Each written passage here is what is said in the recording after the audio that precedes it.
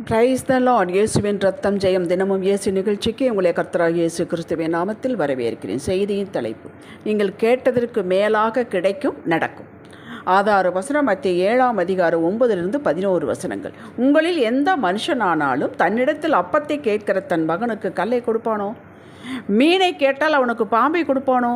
ஆகையால் பொல்லாதவர்களாகிய நீங்கள் உங்கள் பிள்ளைகளுக்கு நல்ல ஈவுகளை கொடுக்க அறிந்திருக்கும் போது பரலோகத்திற்கிற உங்கள் பிதா தம்மிடத்தில் வேண்டிக் கொள்கிறவர்களுக்கு நன்மையானவிலை கொடுப்பது அதிக நிச்சயம் அல்லவா? தேவஜனங்களே, தேவன் தமது சாயலாகவே ஆத்துமா நம்மை படைத்தார். ஆதியாகமம் 1:27. தமது சுவாசத்தை ஊதி நம்மை ஜீவாத்துமாக்கினார். இந்த அற்புத இருதயத்தை, ஆவியை மனிதன் கேடு உண்டாக்கி கொண்டான் என்று வேதம் சொல்கிறது. இப்படி பொல்லாதவனே தன் மக்களுக்கு நல்ல ஈவுகளை கொடுக்க அறிந்திருக்கும் போது பரலோகத்தின் பிதா தம்மிடம் வேண்டிக் கொள்ளுவர்களுக்கு நன்மையானவில மாத்திரம்தான் கொடுப்பார். மிக பொல்லாத இருதயம் கொண்ட தகப்பன் கூட தன் மகன் அப்பம் கேட்டால் கல்லை கொடுக்க மாட்டான். இதை யாவரும் ஆமாம் என்று அங்கீகரிக்கிறார்கள். அப்படி இருக்க தாயின் கற்பத்தில் இருக்கும் போதே நம்மை அறிந்தவர், சந்தித்தவர், முன்னமே உலகத் தோற்றத்திற்கு முன்னமே நம்மை முன்குறித்து விட்டவர், நம்முடைய அழைப்பு, செலெக்ஷன் எவ்வளவு மேன்மையானது என்று யோசியுங்கள். முன்குறித்து அழைத்து வேறு பிரித்து ரட்சித்து தமக்கென தெரிந்து கொண்டார் என்றால் எந்த அளவிற்கு நம்மை ஒரு பொக்கிஷமாக பார்க்கிறார் என்பதை யோசியுங்கள். என் ஜனம், என் பிள்ளை, என் சம்பத்து, என் பங்கு என்று வேதத்தில் எழுதியும் கொடுத்து விட்டார். நம்மைத்தான் நான் பூமியின் கடையாந்திரங்களிலிருந்து உன்னை எடுத்தேன் என்கிறார்.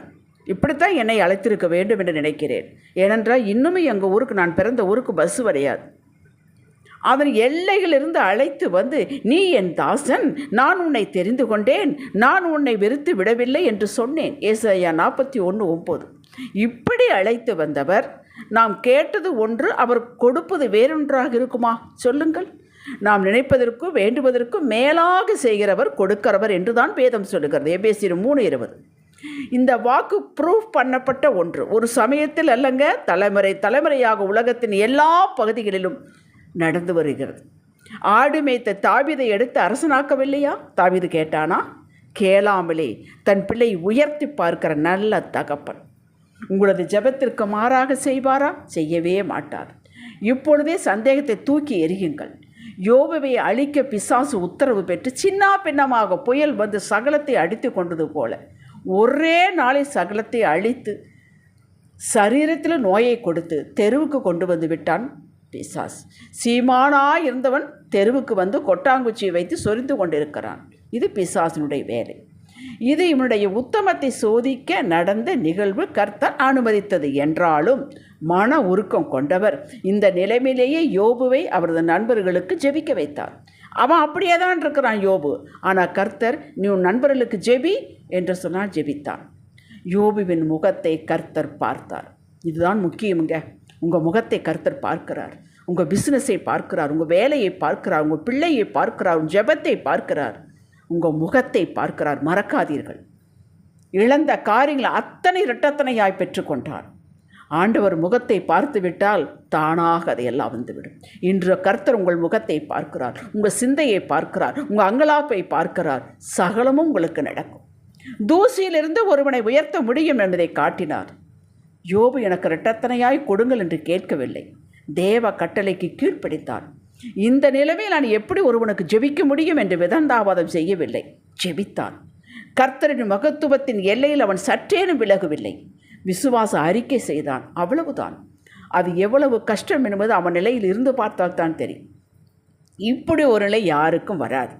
நீங்கள் எந்த நிலைமையில் இருந்தாலும் கொஞ்சம் விசுவாசம், நிறைய அவிசுவாசத்தோடு ஜெபித்தாலும் உங்களை உயர்த்த அவர் கங்கணம் கட்டி கொண்டார். எப்படி தெரியும்? வெளிப்படுத்தல் 3:8 படித்து பாருங்கள். பிலதெல்பியா சபைக்கு சொல்கிறார், உனக்கு சிறிதளவு பலன் இருந்தும் என் நாமத்தை நீ மறுதலியாமல் என் வார்த்தையை கை கொண்டபடியால் இதோ நான் உனக்கு திறந்த வாசலை வைக்கிறேன் என்று. சிறிதளவு பலன் தான், அவ்வளவுதாங்க நம்மகிட்ட எதிர்பார்க்கிறார். அது இருந்தால் கூட போதுங்க. ஒரு நூலாட்டு விசுவாசம் இருந்தால் கூட போதுங்க. ஆண்டவர் உங்களை அதை பொக்கிஷமாக பார்க்கிறார். பரலோக பொக்கிஷ வாளை உங்களுக்காக திறந்து வைத்து விட்டார். இதை ஒருவனும் பூட்ட முடியாது. ஹல்லேலூயா. உங்களை பார்த்துத்தான் சொல்கிறார், நான் சோர்ந்து போகிறதில்லை, இலைப்படைவதில்லை. இது நீ அறியாயோ? இது நீ கேட்டதில்லையோ? ஏசாயா 40:28. நான் உன்னை நினைவாகவே இருக்கிறேன். எபிராயிமே, நான் உன்னை எப்படி கைவிடுவேன்? நான் மனுஷன் அல்ல, நான் தேவனாய் இருக்கிறேன் என்கிறார். உங்களை பார்த்தான் சொல்கிறார். ஓசியா 11:8. ஏன் இப்படி சொல்கிறார்? நான் சொன்னதினால், நீங்கள் சொன்னதினால், நாம் சொன்னதினால். என்ன சொன்னோம்? என்னை மறந்தார், என் ஜெபம் அவர் காது கெட்டவில்லையோ என்று புலம்பினோமே. ஏசாயா 40:27. யாருக்கும் தெரியாது என்று மனதிற்குள்ளேயே வைத்து குமரினோமே. அந்த குமரலை காண்கிறார், கேட்டார். நான் உன்னை என் உள்ளங்கையில் வரைந்திருக்கிறேன் என்கிறார். தாய் தன் பாலகனை மறந்தாலும் நான் உன்னை மறப்பதில்லை என்கிறார். இதற்கெல்லாம் ஒரு மரியாதை கொடுங்க, அதை அப்படியே எடுத்துக்கொள்ளுங்க. கேட்கிற எவனும் பெற்றுக்கொள்கிறான் என்கிறார்.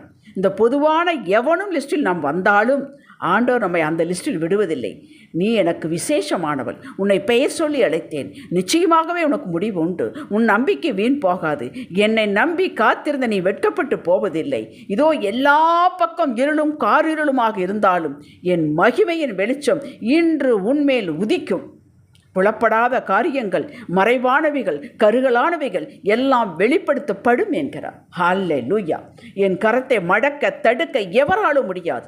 இதோ என் கரம் உனக்கு தயவாய் வல்லமையாய் இறங்கிற்று என்கிறார். அதை அங்கீகரித்துக் கொள்ளுங்கள். நீங்கள் அதிக நன்மையானவர்களை பெற்றுக்கொள்வது நிச்சயம். நான் விசுவாசிக்கிறேன். சாட்சி சொல்லுங்கள், சாட்சியாயிருங்கள். ஜெபிக்கலாம். தகப்பனே, யோபு சொன்னது போல, நான் எனக்கு தெரியாதையும் என் புத்திக்கு எட்டாததையும் நான் அறியாததையும் அளப்பினேன். தகப்பனே, நீ சகலத்தையும் செய்ய வல்லவர். நீங்கள் செய்ய நினைத்தது தடைபடாது என்பதை அறிந்து கொண்டேன். இயேசுவே நாமத்தில் அறிக்கை செய்கிறேன் என் அருமை பிதாவே. இன்றைய சிந்தனைக்கு, கர்த்தரின் தயவுள்ள கரம் என் மேலே, கர்த்தர் என் முகத்தை பார்க்கிறார். ஹல்லேலூயா. ஆமென்.